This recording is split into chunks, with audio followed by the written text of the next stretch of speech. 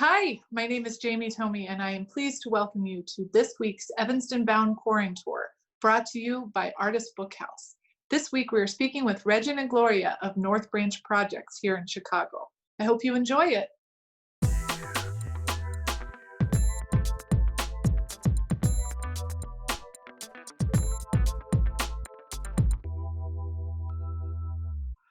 Hi, everybody. Welcome to this week's Quarant Tour with Artist Bookhouse. I'm so excited that Regin is joining us.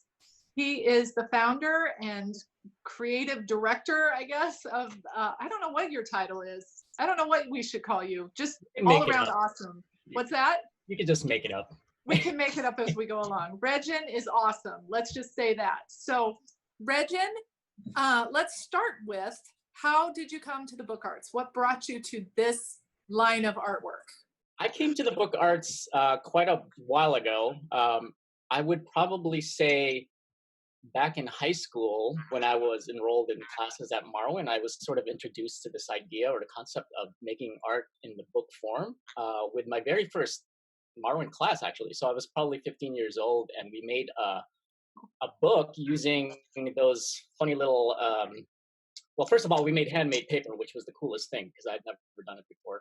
Yeah. We were doing all sorts of illustrations and drawings of architectural spaces downtown. So I was sort of doing a drawing walking tour. And then we bound it together in the simplest way possible. You know, we just took those little office button things that you metal wire things, and you just stuck them together. And then lo and behold, we had a collection of little drawings. So that was sort of my first foray into thinking about books in a format and presenting artwork in that way.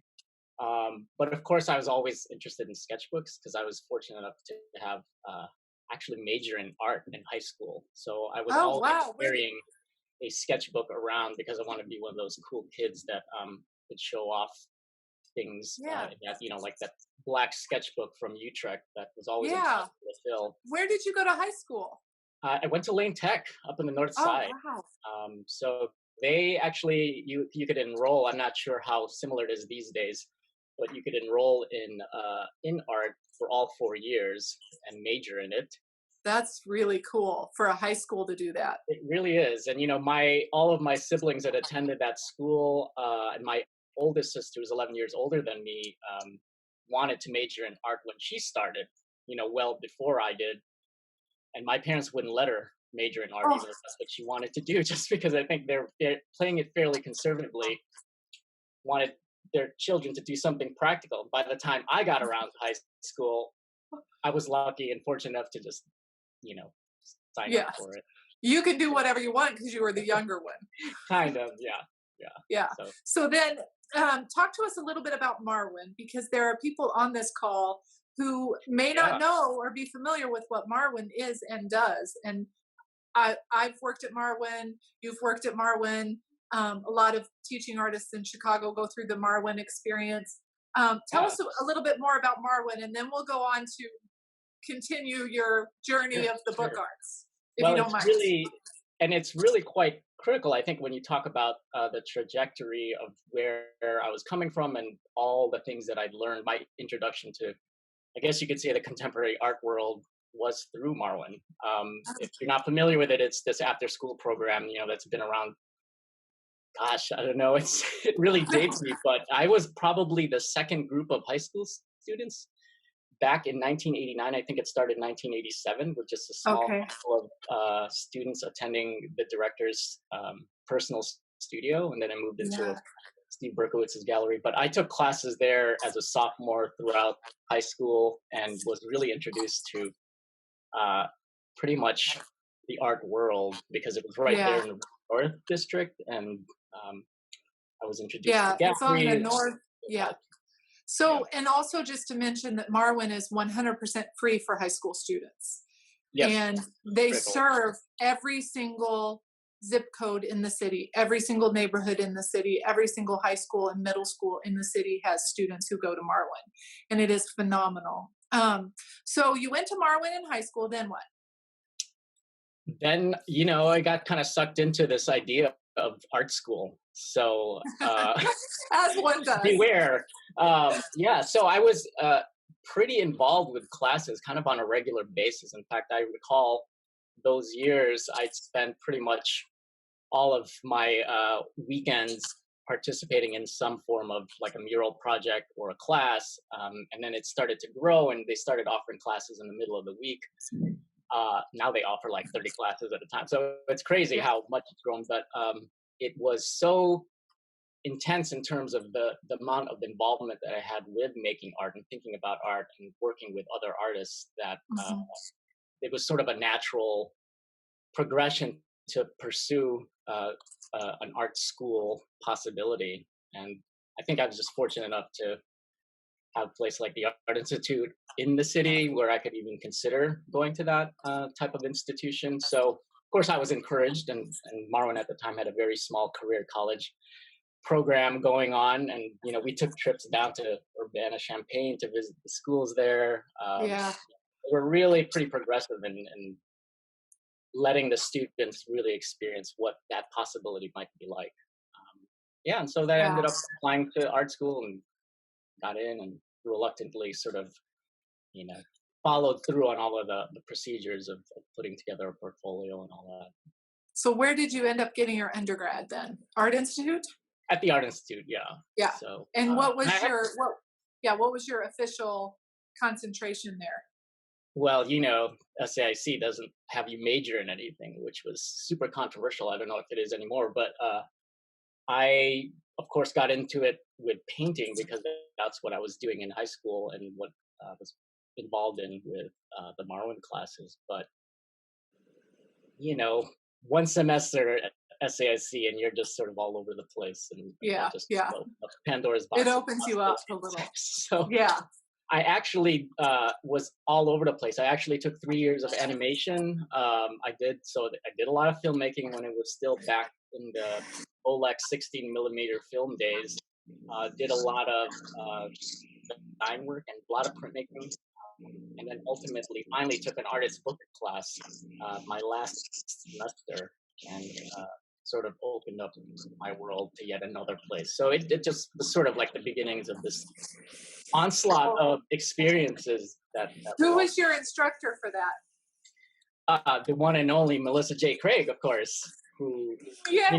it's Yes. really fascinating when I think about that sort of trajectory because everywhere that I've surrounded myself and found myself occupying, it was always with these people who had a very grounded, I don't know, grounded sort of practice that I was introduced to pretty early on, and they're still influencing me, and I'm still learning from them, and I'm still, I guess in a sense, colleagues with them, and working with them on Yeah. this level. Because my Yeah. first day working at Ragdale, or not my first day, but the first session, which was about 15 years ago to this day, I started in July of 2005. I believe Melissa showed up as a resident, and so Oh, all these people kind of came back to my life full circle. And so you never knew like who would show up, but these people were definitely there. They were present throughout. yeah. Influencing you and then reconnecting if you Hmm. had lost connection. Exactly. So how did you after your BFA, what did you do? Where did you go? I stuck around in Marwen actually and got my first full-time job as the office manager, I guess the full-time front office, I forget what it was, program assistant or something like that. Yeah, it was Yeah, a really yeah, long title. Sat at the front and answered phones and really did not know what I was doing. And it was my first foray into thinking about the nonprofit arts administration sort of sector and yeah. taking Hmm. it a little bit seriously and ultimately immersing myself in teaching through being there. Yeah. And did you then you moved over to Ragdale or did you get your MFA No, I after was working there for a bit? I took 6 years between undergrad and grad school. I spent about 5 years at Marwen. Hmm. That job was evolving, and I was overseeing a lot of the alumni programs and exhibitions there. We moved into the new space that they're currently in, and Hmm. about a year after that, I basically decided I would pursue graduate school, but didn't get accepted that first time around. Um, Yeah. and ended up going on this bike trip on the West Coast to clear my head and, I don't know, use up all my money, which was all of that stuff. Um, Pretty Smart profound. choices. Totally smart choices. Kind of put myself in a position where I got rid of everything and completely did what you're not supposed to do, I guess. But ultimately ended up at grad school. I spent a Yeah. little bit of time at Anderson Ranch, applied again, then finally Yeah. made it in, and then after grad school made it to Ragdale. It's a long, convoluted history. Yeah, no. It's not a convoluted path. It's just a path. So Yeah. let's revisit that doing the thing you're not supposed to do idea. When you got rid of everything and you went on the bike trip, I imagine it was really inspiring and really freeing for you.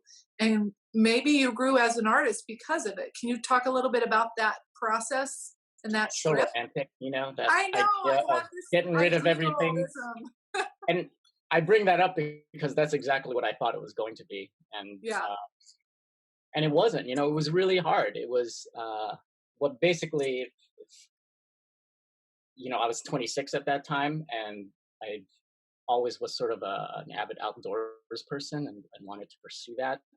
And my upbringing was always contained in the city. So I had always had romantic notions of what nature and the mountains and the wilderness sort of meant for me and how that might possibly bring joy. yeah, But I will say, and I talk about this a lot when I talk about my work because it's completely ingrained in that sort of idea of the romantic adventure of yeah. outdoors. But it was 98% struggle and maybe 2% enlightenment. And, you Wow. know, you're constantly on your bike. It's physical work. I was stressed out about what would happen afterwards because Yeah, I don't really have a place to land. I question constantly what I was doing. And, it was the kind of experience that I think as a 20 something, you have these notions of what those things will mean and what they'll bring you. But I came to conclude that I was really kind of lonely out there. It was like oh, being there by myself and writing yeah, every day. And I realized that I really like community. I like being with other people. Um, I do like, of course, those solo adventures, but I've always felt like I was drawn back to being with other people. Um, yeah. and it was the complete opposite. As beautiful as those 2% moments were of seeing sunrises and sunsets and being by the ocean and all of that sort of glamorized stuff that you find in outdoor magazines and catalogs and such. So Yeah, yeah. I talk So, about a lot just because it's and actually I have my sketchbook here that's falling apart that I took on that bike trip about 20 years oh, wow. Can we see some of the pages from that? Do you want to Yeah, show for us? sure. And I don't have any of them documented, but it was very much a journal. Oh, And I recall the day I was in my motel room stitching this before I took off. And I yeah, basically rigged together my old mountain bike with a trailer, one of these single wheel bob trailers, and put all my camping gear in it. And then I had a bunch of signatures and a couple of covers, and I had my needle and thread, and I was, hours before I went to bed, I was just finishing this book. Of course, it's all completely come apart, but yeah. yeah, and I took that with me, and that was the only thing that I really did while I was on the trip, besides pedaling for miles. It was about reflection. It was about writing. It was about all of those things that you do when you're by yourself. Yeah. Nothing And else it solidified your love of community and other people. So yeah. how this is going to be an odd question and I'm not sure I can ask it in the right way, but we are still sort of on lockdown shelter in place, right? So how has this last few months reflected that time for you, or it has it, I guess? And then how has your artist work changed since you aren't able to be in the community and being working with people and all of that? So it's Yeah, kind of a convoluted question. I'm not sure I'm asking it right. Do you sure. No, understand? I think I know where you're getting at. I mean, obviously, we're all in a very unique situation, and especially where I'm coming from at Ragdale, it is an artist community. It is about bringing people together, and for 15 years, that's been my life. It's this idea of how do you support each other as creative people, and um, what are benefits of coming together as opposed to being by yourself and thinking about your work and your creative process. And I don't really know exactly yet how it's completely affected me. I've gotten pretty good about being by myself because I'm fairly introverted, and I do things like running and you know Yeah. meditation based activities that are supposed to be or intended to be done alone and by yourself. So I embraced it, I think, and I became very productive. Um, I got back to a lot of the things that I loved, like drawing, and thinking, of course, a lot about the future and all of the stuff that I've kind of accumulated and where that's all going to go, which has always been a prevalent part of my work throughout the years. That Yeah. Yeah. Do flexing you want space. to? Yeah. What have you been? You said you've done a lot of sketching and drawing. Can you show us some things you've worked on during this time, or are you ready to do Sure. your screen share and Yeah. slideshow? Yeah. It's a little bit different from maybe what people were expecting in terms of sketches and such, but I am working pretty regularly in a sketchbook. So this is actually an image of, I call them these sort of daily meditative sketches where I begin my day with a run. I'm up at 5:30 in the morning. Um, Actually, it was 200 days of a running streak today. Holy cow. I've been running at least a mile a day, and Yeah. I usually average anywhere from 3 to 5 miles. But it's the Yeah. longest I've ever gone, and it's definitely unlike me because as much of a runner as I am, I actually sort of dread having to get out there. But the minute I'm out there, I It works. enjoy Well, it. that's I feel like that's all of Yeah, the I work. think so. I think We so. all But kind of do that. these are the kinds Do of you want to, images that can I you make do. this full screen at all? Oh, sorry. Your Yes. slideshow? So these are just images that so what I do is I come back from my run, I uh, I get my ink and my sketchbook, and I've been doing these drawings, and they last anywhere from 5 minutes to 20 minutes. I'm stuck at home with my sister, so on weekends when she's actually up and about, we actually have breakfast together, and a lot of these drawings will ultimately end up a little bit more in depth and worked on. Yeah. As Uh, opposed to just quick sketches. Yeah, and then like eventually they'll turn into these things, and these collages are relatively new. It's a collection of the things I've accumulated, and part of the beauty I think of being stuck at home is that you're at least not encouraged to be out and about and buying things and going out to pursue that joy elsewhere. You kind of have to find Yeah. it at home. So a So lot of these things these are. are these digital collages? No, these are actual collages. So like this is a Menards label that I sort of tore up. This of course was a U-Haul receipt. And so they're actual torn pieces of paper with a little graphite and gouache and Oh stuff. wow. And a lot of those blue marks, for instance, are the highlighter that the clerk had sort of circled my policies and Yeah. options on. So a So lot this of is it is kind of like ephemera that you're making into some art. exactly, yeah, it's pretty much stuff that I've been collecting at home. So Yeah, I'm interested to see. And so this space that we're looking at where you are, this is your studio or is this at your house? it's both. So interestingly enough, I sort of found my way back to the two flat building that I was raised in. So Wow. when my parents passed away, it's only my sister and I that sort of occupied this first floor of the building. But if you could believe it, you want to go back there. This was actually my bedroom when I was in college in the basement. And over the Wow. years, it's transformed from a storage space to my bedroom to my dad's wood shop to a shared sort of wood shop. A lot of the tools that you see back there are still, kind of a collection of the things that we've put together over the years and that I'm still using. Yeah. And I love resources. that. Yeah, I'm fairly attached to, like most of us are, I guess, to sort of the legacy of my parents and what they brought to the world and how we sort of evolved as children because of what they had or what they didn't have.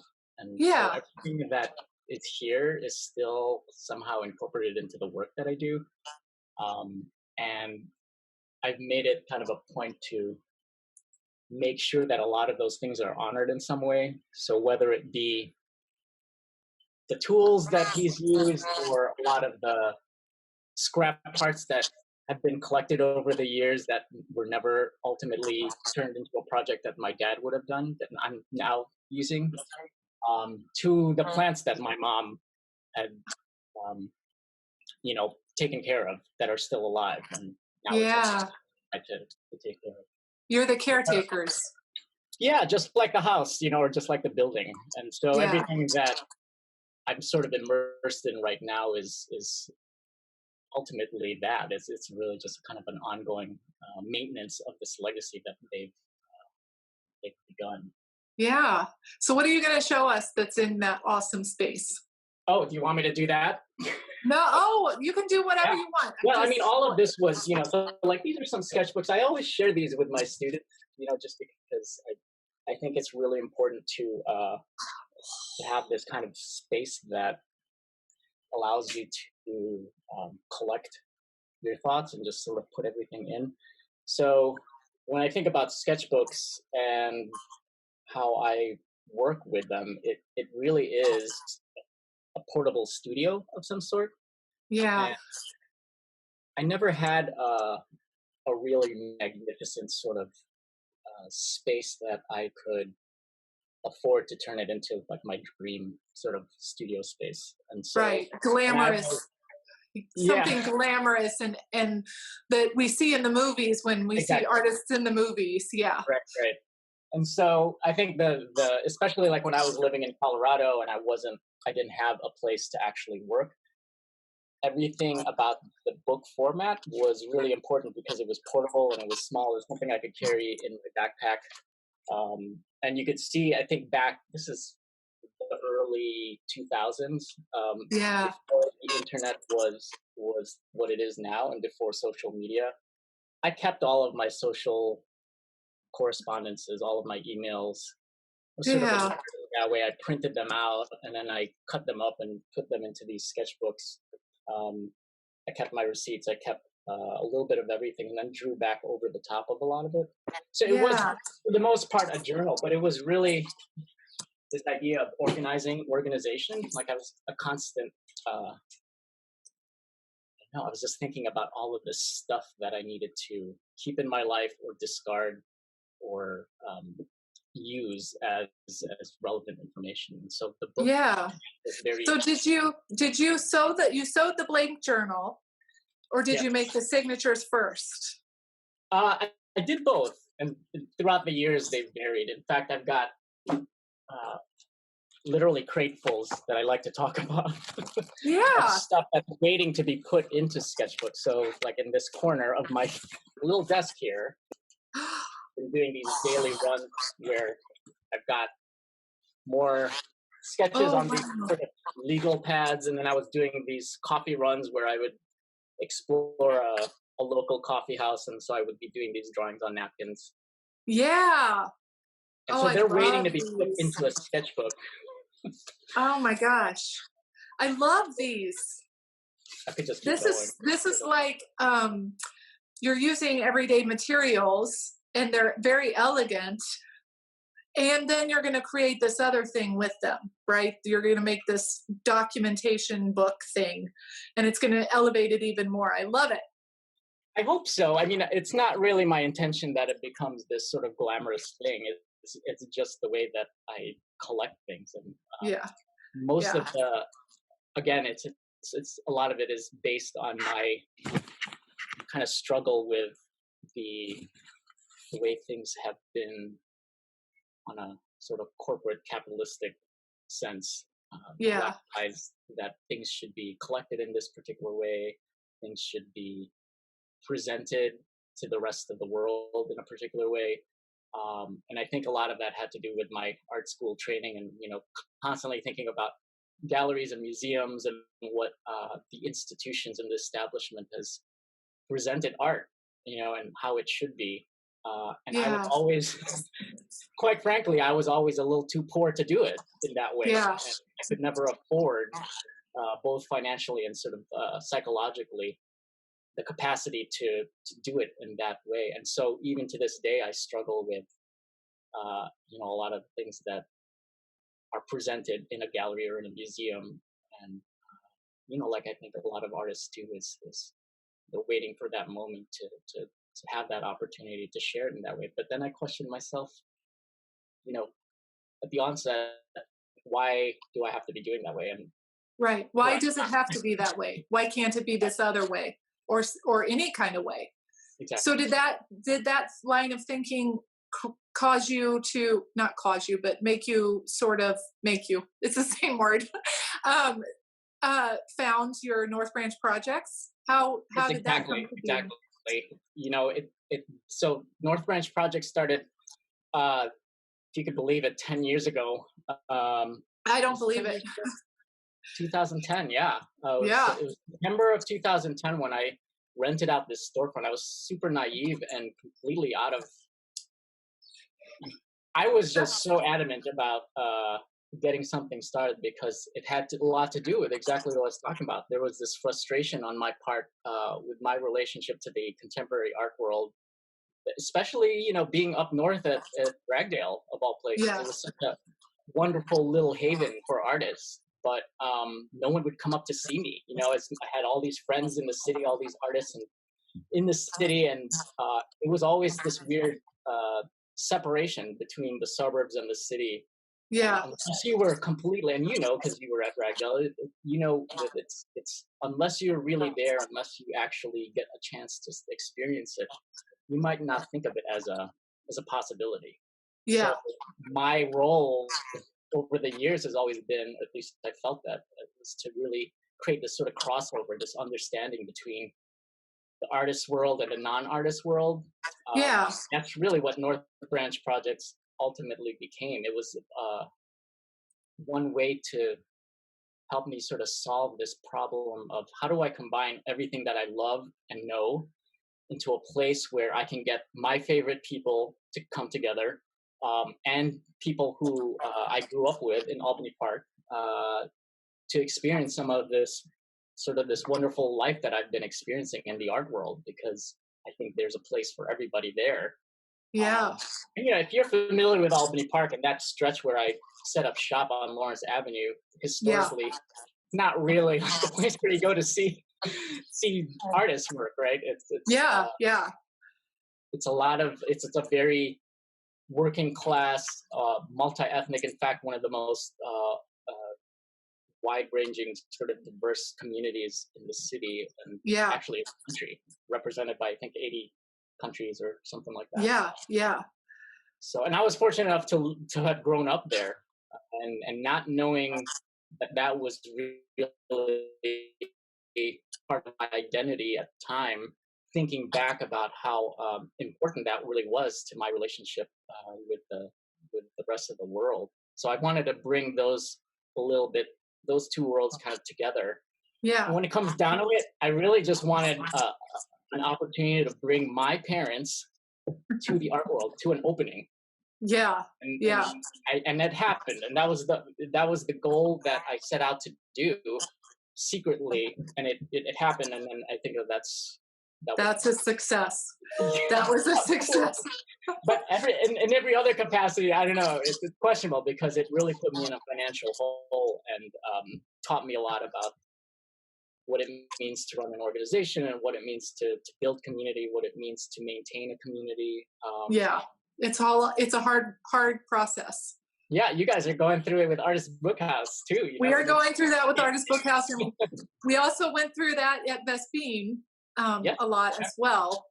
So yeah, it's a tricky balance. And like as you were saying, you have the fancy art people, and then you have the artists, and you have a lot of community people that you want to bring in, and it's a tricky thing to Yeah, balance. for sure. But I wanted to. Do you have anything that you want to show from North Branch as well on your share screen?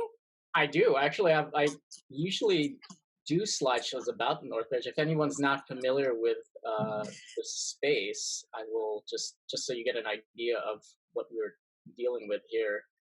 So I rented out a 2,400 square foot space on Lawrence Avenue, right between Central Park, kind of at the end of the Brown Line, if you're familiar with that area. So at a certain point, this is maybe halfway through. This is actually Myunga Hyun's class visiting from the School of the Art Institute, making books at the studio. But this was basically my studio. I lived above it in an apartment and just sort of rolled down the stairs and continued. And went to work. Yeah.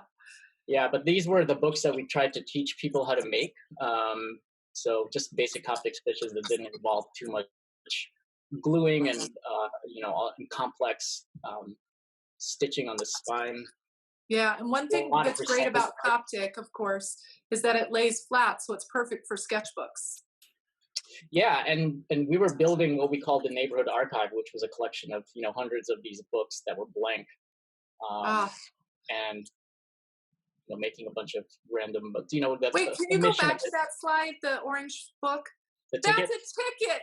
Yeah, Everybody in Chicago has gotten one of those on their car. If you have a car, and I'm if you sure that's don't where have a that was. car, and you know somebody, yeah, I love it.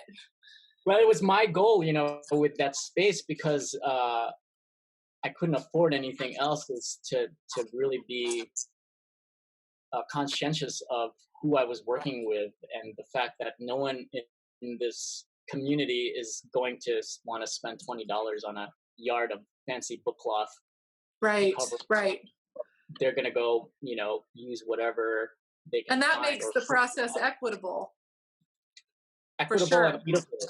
edible. Equitable and beautiful. Oh my gosh, pizza box. So we would, this is completely non-archival. It's totally not acid free.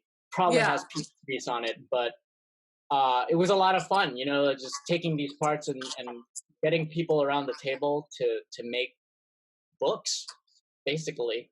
yeah. And it was sort of the only thing that I could muster up the will to share at that time. It's just like, well, what can I offer the community Yeah, they'll enjoy? And this I is love it. I like showing this photo because this is actually this is exactly the sort of population that I was dealing with. A lot of times we were in this storefront street level space, and our what you could see inside Yeah, was questionable. People didn't really know what we were about. Some people thought we were a cafe. Other people thought we were, like a print shop of some sort. yeah, yeah, And that sort of the questionable appearance came to our advantage because you'd have little kids like this come in, not necessarily their parents, but they would drag their parents in because yeah. they were curious enough and willing to speak to me and ask questions, and a lot of times they were the ones who could speak English Yeah, yeah, and could actually converse with me. And then when I explained, what we do, they kind of got excited about the possibility of making books, and then they would bring friends and relatives over, and then we would just have these bookbinding sessions, all free I of charge, love of it. course, Yeah, with the concept that we kind of came up with this policy where we would have people make two books. One of them they could keep, and then the other we would you kept, yeah, yeah. So to build that archive, that neighborhood archive. That's yeah, great. or even like these small like pamphlet stitches, which was the majority of the time they would end up making something like that in the half hour or hour that they had with us. But it was one of my favorite moments, in my art making career. I guess just having these random people kind of come in and make books with me. Yeah, and these are people from Marwen Lab. Yeah, we ultimately so this is where it kind of evolved and turned into its own thing. People kind of got word of what we were doing, got excited about the possibility of this idea of craft as a community project, and by no means is it an original thing. I think you have the clay and cocktails and all sorts of other craft-based knitting and the stitches, Yeah, all of those of things. course. The long tradition of getting people together to make stuff, but a lot of organizations invited me to do some of the same or similar concepts in their spaces. And Yeah, ultimately, when I had to get rid of this space, I still continued to do that, and that's kind of what I'm doing now. yeah. So you're partnering with other organizations to do projects with the groups Yeah, a in lot of whatever way that means, that community building piece. exactly. Yeah. Oh, wow. So it was nice. I mean, we got a chance to work with pretty much all of the school institutions on some level. Yeah. The Humanities Festival with Columbia College. Um, some familiar faces probably to some of you. Did a lot of street festivals, where we just sort of showed up and made books for people. And I love at it. this point, this is all I'm doing right now because while I'm occupying a little bit of space in the basement of the Read Write Library, it's not Yes. as present as the street level space that I had on Lawrence Avenue. Right. And it's also not a time where we can be Exactly. with people. So I'm going to actually plug something for Artist Bookhouse, which is that we are lucky enough to have Regin be our teaching artist for our very first Artist Bookhouse open house online tutorial, which it goes live today. So we're going to put that out there. That Regin, can you talk about? Yeah, Going out today, yay! And it's 100% free for people to go online, and you don't have to pay to watch the tutorial and make a book. Can you talk a little bit about what you did in the tutorial? Sure, I actually have those books right in front of me. Oh, yay! Voila! There's a bunch of small pamphlet stitches, but it's basically a pamphlet stitch workshop where you learn a lot of the basic bookbinding techniques, but I introduce it in a way that has people using recycled parts or recyclable. Yeah, whatever you have at home, because part of what we had talked about was your idea of found materials, but also because families are at home with their kids, we wanted to have something for them to do, and also where they could use cereal boxes or printer paper or whatever, yes, to make their books. They didn't have to have all of the regular book. Oh, Dunkin' Donuts. I did a big thing on donut boxes. I love it. So everybody look for that on our YouTube channel or on our website at artistbookhouse.org. It goes live today, and it's our first one, and we're hoping to add, I am personally, I want to add another community component to that with a hashtag that people can create their books and then post them on social media and use the hashtag. And Regin, I'm going to put you on the spot right now. What hashtag should we use? Is for Artist Bookhouse, of course. Well, yeah, well, it'll start with hashtag ABH because it's Artist Bookhouse. Okay. But of course, but I'm trying to figure out. Well, and you and I could talk about this later. We could do it now, but with North Branch, I've always used Make Books, hashtag Make Books, and that, and I've always done hashtag North Branch Project. Okay. So maybe we just say that. Really maybe it could be Make Books. Yeah. Yeah, I love it. Perfect. We are good. We're good then. Okay. So what else do you want to show us? And what else do you have on there? Gosh. I mean, I have a lot of other sketchbooks. So this is actually a good example of kind of the evolution of where North Branch Projects has gone because, like I keep talking about, I don't have the capacity to host folks. And so over the course of the several years, I've been bringing the bookbinding to people. And now more than ever, I think, because of the quarantine and the situation that we're all in, I think it's important that we could still engage in some sort of interaction. Yeah. Without necessarily being present. And so these, I'll show you real quick. Actually, it's on my website, but I've been at the tail end of North Branch's existence in the storefront. We did have quite a bit of success with this pedestal project that I called Everything on Wheels. We got a little bit of granting from the Propeller Fund and 3 Arts, but we we're basically trying to maintain this sort of conversation that's possible with books. And Yeah. so what I've been doing was cultivating this a line of pedestals basically that are mounted on casters that allow my constructions to basically exist in different spaces. So if you think about libraries, schools, other sort of shared communal spaces where there's a lot of traffic, Yeah. they exist on a pedestal where people can respond to the questions that are posted on the books. So the Hull House actually was very gracious and offered me an exhibition of a handful of those, and a couple of other places, of course. I've worked with the Art Institute and some other spaces have invited me to do some sort of interpretation of the same thing. Yeah. But I have one of those books here. I'll try to pull up one of the images of the pedestal, but they're just the basic books. A lot of them are, once again, most archival. Yeah. I'm loving the drawing on the front that I'm assuming a child made. Or an That's adult. great. I mean, Or an adult. I think a lot of the tendencies for these books are to exist in a similar vein of I'd like to think like a school desk, where people over the years tend to write things, and it gets a little beat up over the years. But because we transport them to different places, a lot of times I'm bringing them outdoors to street festivals and things like that. They get handled a lot, and I'm not. I'm a big advocate for the white glove treatment, especially for very nice artist books. But I don't think it should be limited to that. And so I've always encouraged people to interact with these books on a very direct level. Yeah, this is pretty evident, I think, of the number of people that have experienced it or have gone through it. Because I love it. Basically, sitting out in the space, and if you happen to come across it, you might spend a little bit of time flipping through the pages, perusing the comments, and then finding yourself ultimately wanting to write something yourself. Yeah, responding to it. It's been a really great way of keeping some anonymous conversation going. And to me, it's been pretty profoundly moving in the sense of how I'm, as a kind of an introverted, sort of quiet person who wouldn't typically, be outspoken and ask a lot of questions out loud.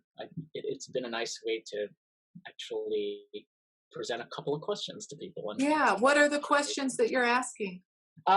They're all pretty basic, universal, kind of like this one is, who do you think you are? Which I think could be interpreted in a couple of different ways. There's so a very great. Sort of aggressive, who do you think you are kind of right. Or if you're in a different place, depending on, how you come to this book, it could be, who do you think you are? Who do you think you are? Who? And so, yeah. It's been interesting because people, of course, react to it differently. There's always your vulgar little drawings that will come across when people are looking, just because people are people. But I think many times there are a lot of profoundly moving responses where someone will take the time to pick up the book and then sit quietly in the corner with it and think about what they want to say. And I just saved the one that I wanted to read, but I lost the page again. But that's okay. You can see that there's a kind of a collection of drawings and basic. Oh, I am everything infinite. Wow. Yeah, it's very revealing. I think it's interesting too to think about like where you place it, because if it's in a school, for instance, you might get a lot of different responses than a library, or like if you do one of these. Like we actually had a bunch of pedestals at Art Expo once, and that was really interesting because I had one that asked who are tastemakers, and of course you have a lot of people who do the art speak and are sort of invested in that world, and wow. Very interesting. How many of these do you have? How many books and how many pedestals? There's probably about 25 to 30 of them that are kind of regular ongoing ones, but I think the nice thing about this is they have this ongoing existence, especially depending on where you want to take it. And, if you decide to fill it up. Like this one is actually pretty filled up. Um, Yeah. you might remove it from that location and then find a new place for it, and then you'll get a whole other selection of comments. Yeah. I love how experiential these are. But I can read one of these real quick? Yeah, please do. So, Please do. uh, so this person wrote, "I'm trying to make my mark, but I can only write in dry erase marker. A mother with no kids, a scholar and the smartest dumb person you've ever met, a musician, a soccer player who always misses the ball, an ungrateful daughter, a scientist with a microscope looking at the bigger picture. I am unhappy, but I never tell my parents that. Sorry." Oh my gosh. I'm in the um, same place you are, Regin. That's so teary-eyed. so Wow. I feel like I come across that every now and then. I just feel really fortunate that I Yeah. have that opportunity to, engage To in. have these conversations. Yeah. That is so moving. Thank you so much for sharing that. And let me um, gather myself as well because I got a little teary-eyed. Did you want to show us the images of the pedestals? Oh yes, if actually I'll just pull up my website because it actually has a nice collection of the set of pedestals that I've made over the years, and I'm still constantly making them. And it's actually been a really interesting way of thinking about who I collaborate with. Yeah. Because this Okay, is so these are the pedestals. these are some of them. So they all have kind of interesting histories because a lot of them have fallen apart. Like this one down here was outdoors in front of the First Slice Cafe right by the train station, and it got stolen. Oh no. And then like a couple of them. This one was the first one that I made, the slanted one, and it's a Yeah. little beat up. The top is coming off, but they all kind of exist in different ways, and I have a whole slew of other variations of these types of pedestals. And are these made out of found pieces of wood, or are they wood that you purchased, or Yeah, because it looks, some of them look like they're found object. I don't think I actually bought any of these materials. Oh my gosh, I They're love it. all, Wait, are and those again, crates, plastic crates, like in a college dorm? Down yes, on that. they're all milk. Again, this goes back to my dad, who was probably before the DIY thing became cool. He was Mr. DIY, Mr. Frugal. I was gonna find whatever that I have and turn it into a coffee table or Yeah, yeah. He was pretty so. pretty awesome. A lot of this work it really is like found objects from, like, obviously this had like some spray paint on it. Yeah. This is an And do old you painting secure that I the never finished. yeah. Do you secure the books in the pedestals in any way? Uh, Interestingly, I don't. Um, and part of that is creating a kind of trust with the people around me and the people that Yeah. it's. I don't think I've ever had a book stolen, and they've Oh wow, that been is really libraries great. in different places. And I think that I don't think people necessarily want to steal that. Like, I don't know what they would do with a book. It's Right. like this Right. book filled with it's like the lives of other people. I don't know. It's like, I don't know. What would you I do would, with it? if you stole this book, I don't know, you're right. But then I have a feeling of, if somebody steals something like this, then that means that it's where it needs to be with them for some reason, if Oh, that makes sense. It's and a weird way to think about it.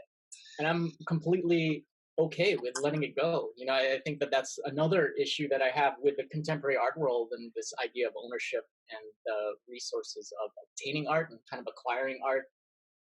I'm all for supporting artists by collecting their work, but what does it really mean to be part of a collection where only certain population can see that work, or that it's regarded by certain people to have importance or be validated in some way? When like for me, the content of a lot of these books means way more than a lot of the stuff that I see in some of these galleries. And Yeah.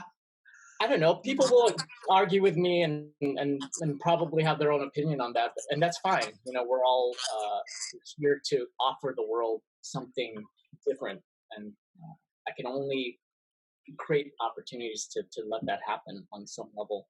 Are you hopefully exhibiting your drawings and collages that you're working on during COVID? Is that going to become something? I could talk a little bit about what I've been working on now, and a lot of it, again, is this continuing or evolution of where I see my work and who it's for. But, I've been doing a lot of these drawings that ultimately will become zines. And so I'm still maintaining this interest in the book arts, primarily like in this easily printable, for those of you who aren't familiar with the single sheet fold structure. But thinking a lot about what's affordable, what can I do that's not going to cost me a lot of money. In fact, this whole book and the AA finally is all about consumerism and questioning whether I should buy anything. A lot of the work is small scale. It's done just as drawing, so I'm able to continue my love of drawing and share that with the world, and very similar to the collages that I was doing, but condense it into this format that can be easily mass-produced and distributed to people. I love that, Regin. Thank you so much. Thank you for joining us for this week's Quarantour with Regin Igloria. It was a fantastic and lovely conversation. If you are enjoying these programs, please visit our website, www.artistbookhouse.org/donate, to throw a little money our way. Thank you.